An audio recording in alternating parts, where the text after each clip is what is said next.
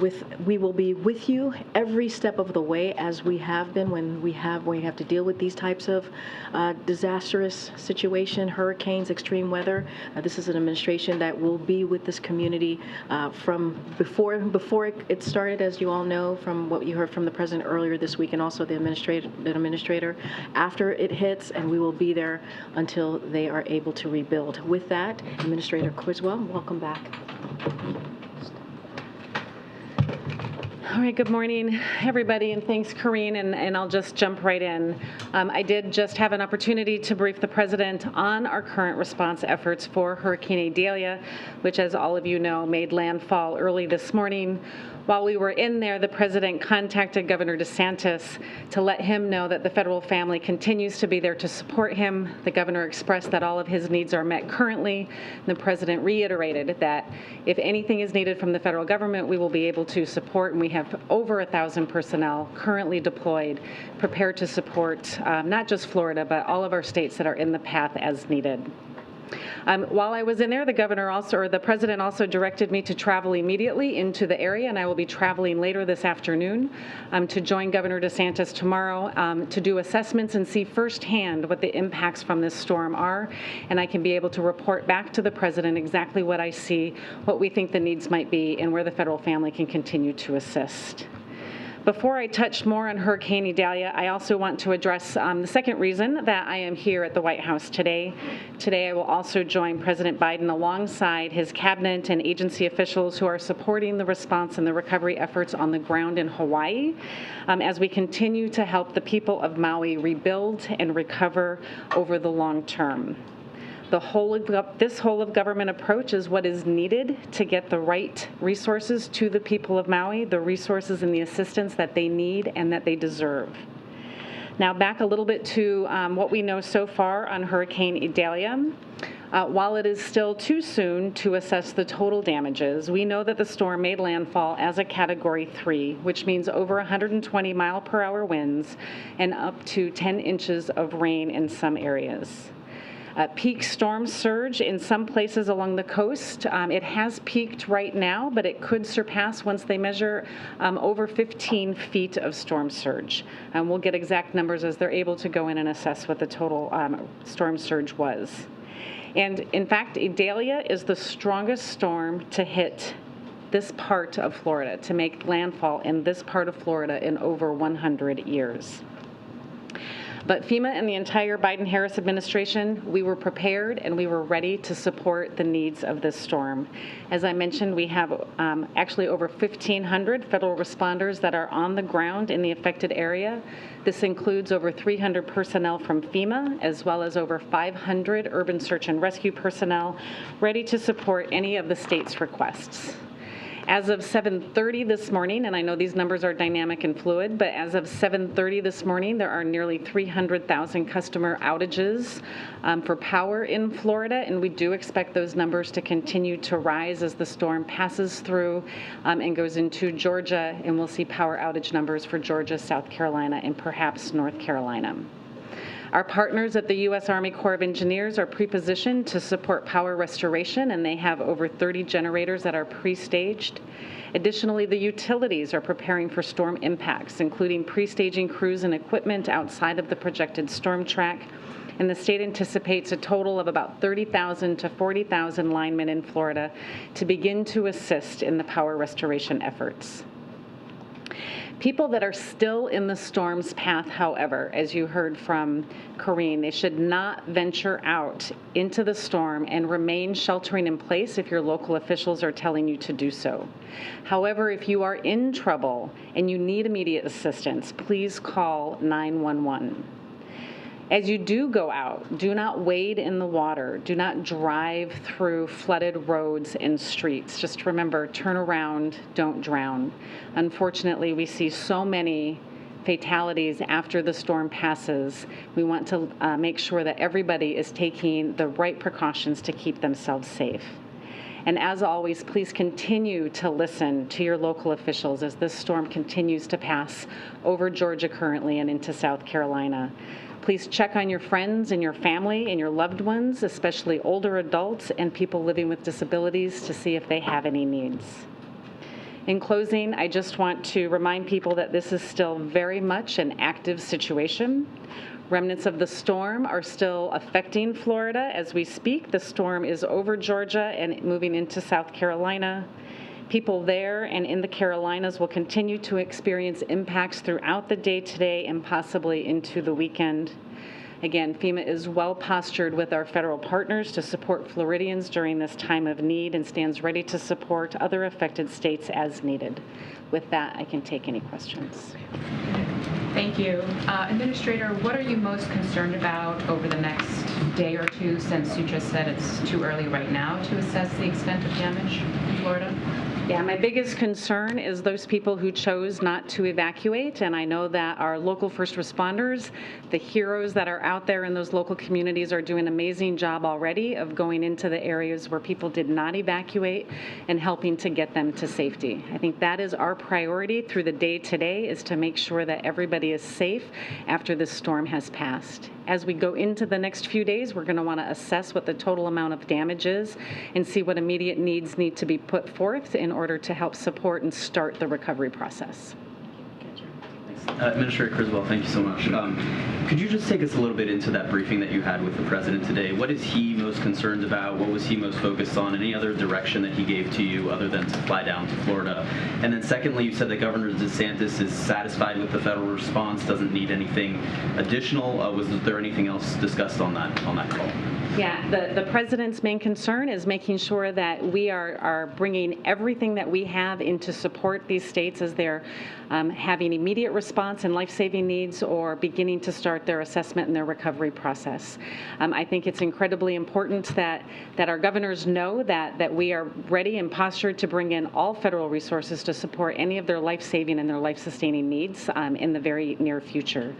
The conversation with Governor DeSantis was that, reiterating the fact that we already have over 1,500 personnel there in the area to be able to support, and the governor currently has no unmet needs, but as we begin to assess, right, as the governor assesses and as I get on the ground tomorrow to assess, we'll see what additional needs might be there and if any of those resources need to be employed or we need to move more into the area. Has the president spoken yet with the governors of Georgia or South Carolina as well, or any plans for that to happen? I believe he was preparing to contact them after I left so I could come to this briefing. Good, Jeff. Thank you. Administrator, to what extent do you attribute climate change as a cause of this storm and the other weather events that we're seeing over the last weeks and months? Yeah, I'm not going to attribute the cause of the storm, but what I can say is that we are seeing an increase in the number of severe weather events. And what we saw with this storm, as we have seen with several of our hurricanes over the last few years, is that they are intensifying more rapidly due to the elevated heat of the water temperature in the Gulf or in the Pacific or whether it's in the Atlantic. These storms are intensifying so fast that our local emergency management officials have less time to warn and evacuate and get people to safety. This is something that we have to take into consideration as we build our preparedness plans, as our local communities build their preparedness plans on how they're going to communicate and prepare their communities for the types of storms that they're going to face in the future. And secondly, more specifically on this storm, do you have any sense, or is it too early now to say what the cost of recovery will require or will be? Yeah, it's far too early to even estimate what the cost is. It's still unsafe in many parts to even go out. That's what's going to happen over the next several days, is to really get a good understanding, an initial estimate of what we think the costs will be and what the amount of impact to these communities has been. Just to follow on that, with what you've seen so far, how long do you think it will take to get that full assessment, and how long will it take to understand the costs of the recovery efforts? Yeah, we have rapid assessment teams that have been pre-positioned, ready to go out as soon as it's safe to do so, and so those are personnel that will integrate in with the state personnel to go see what the damages are.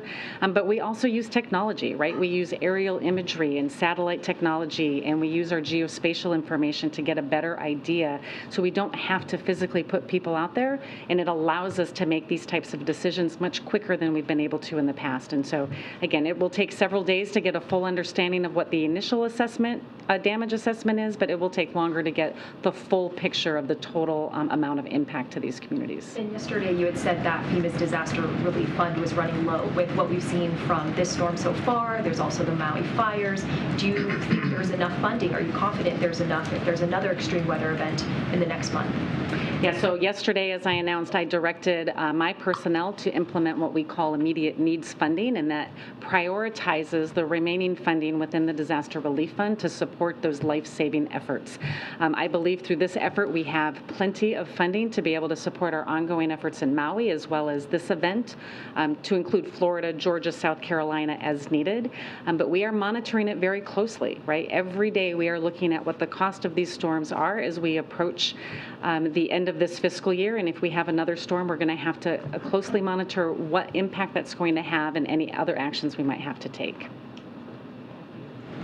Administrator, thank you for being here. As we do approach the end of the fiscal year, as you just noted, just getting a little bit down the road, these take weeks, months to recover. FEMA's involvement will go on for quite a long time. Back in 2013, when there was a government shutdown, FEMA had to furlough its non-essential staff right now. What potential impact would a government shutdown, as lawmakers have considerations about whether to fund the government, have on FEMA's ability to care for those in both Maui and in Florida? I mean, we always want to take account to what our personnel are doing and how we're using our personnel to support these events. A government shutdown does not impact our personnel that are funded through the Disaster Relief Fund, and so they're able to continue operating and supporting all of the immediate efforts and life-saving efforts that continue to go on. And we also, for our other staff, can designate our emergency essential personnel to support any life-saving efforts. And so we have plans in place, as we have gone through this before, on how we would staff our agency to continue to support those efforts. If I can follow up about the critical needs assistance that was provided to those in Maui, $700 in payments to individuals there, given the cost of living in Hawaii, specifically in the Lahaina community. Is anything being done right now? Are there considerations or efforts being made to try to raise that cap, that $700 figure for those who are there? Yeah, the $700 figure of critical needs assistance is really just that amount of funding for some of the very immediate needs that individuals have. Every year, the main part of our assistance, which is our individual and household program, adjusts annually based on inflation. This year, it's $41,000 of a cap that individuals can get. That will get raised after the fiscal year. I don't know what that number is yet, but we do adjust that main portion of the funding that goes to individuals annually based on inflation. So 700 is it for now, and then they can pursue those other monies going forward. But if people have run through that money right now, they're on their own until they get access to the further assistance coming.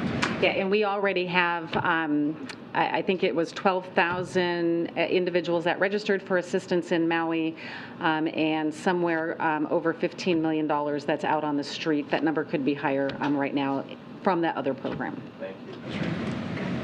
I know that you and the governor and local officials, state officials have all told people they get out of the way. Well, we've been listening to the daily White House press briefing. FEMA Administrator Deanne Criswell was there today giving an update on Hurricane Idalia. Currently, more than 300,000 people are without power in Florida. That number is expected to rise. Criswell has briefed President Biden. She told reporters that he spoke with Florida Governor Ron DeSantis and offered federal support. More than 1,500 personnel are on the ground to help with recovery efforts. Criswell also said she's going to be traveling to Florida shortly to meet with Florida's governor and assess the situation there. Now, we are expecting the president to speak in the next hour. We're going to bring you those comments live when it happens.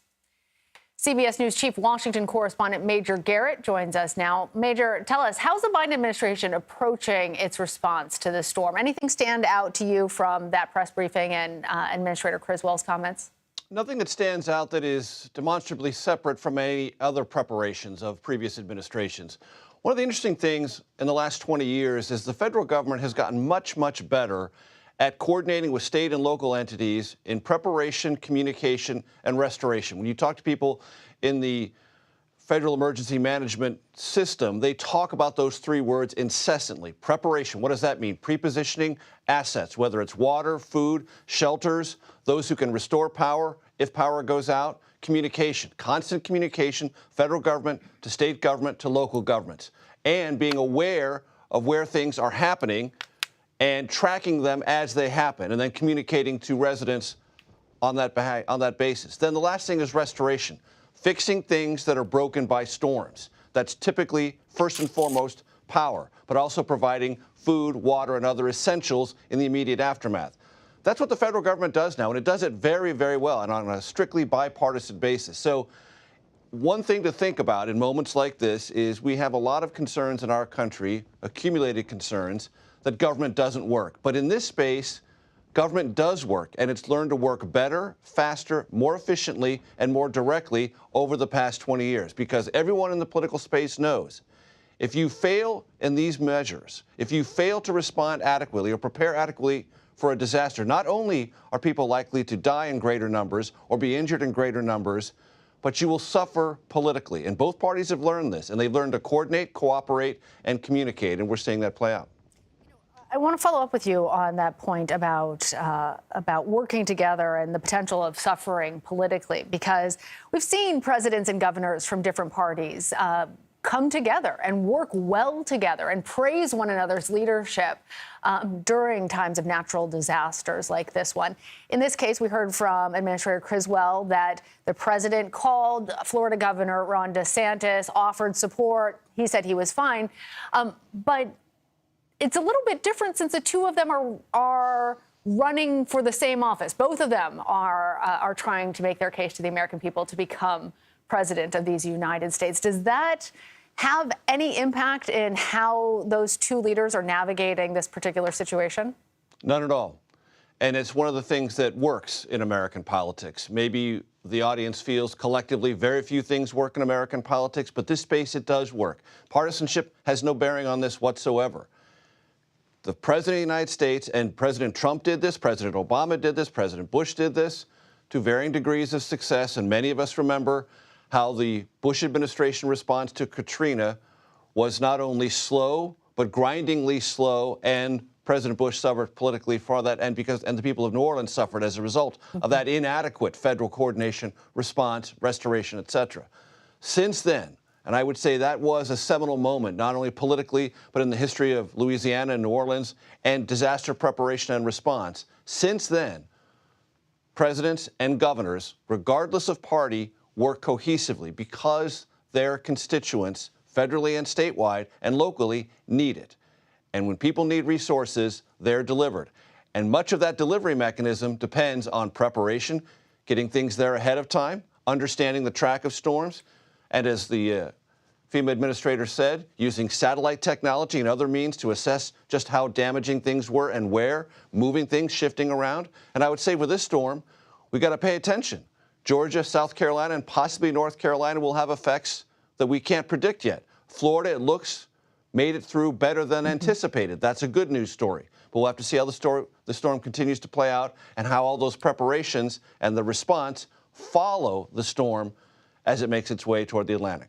Well, part of the ability of agencies like FEMA to properly prepare is reliant on Congress for funding. And we have heard that as a concern expressed by Administrator Criswell, that a shutdown could potentially have very serious effects. Not getting the federal funding that they need can have effects on their ability to come to every American's assistance when there is this type of disaster. What's going on behind the scenes there? Okay, here's the bad news story politically, because this is where things are going to have problems, and there's going to be friction, there might be a breakdown. The administration knows, and the FEMA administrators made clear that disaster assistance is running out. There are means by which you can backfill, and so immediate disaster needs will always be met, even if there's not money for it. However, long-term recovery efforts will suffer if there's a government shutdown or that funding expires. Right now, there's a proposal before the Congress that's going to be dealt with. The administration hopes this month to provide about $12 billion for disaster assistance. There's bipartisan support for about $11.5 billion in the House and the Senate. That's good news. However, the administration has also put that disaster assistance money alongside more money for Ukraine. And that is where the politics begin to get complicated. Some Republicans do not want to consider any more military assistance or economic assistance for Ukraine, and they certainly don't want to do it in the context of disaster funding. If you separate those two, does the politics get harder to pass one or the other?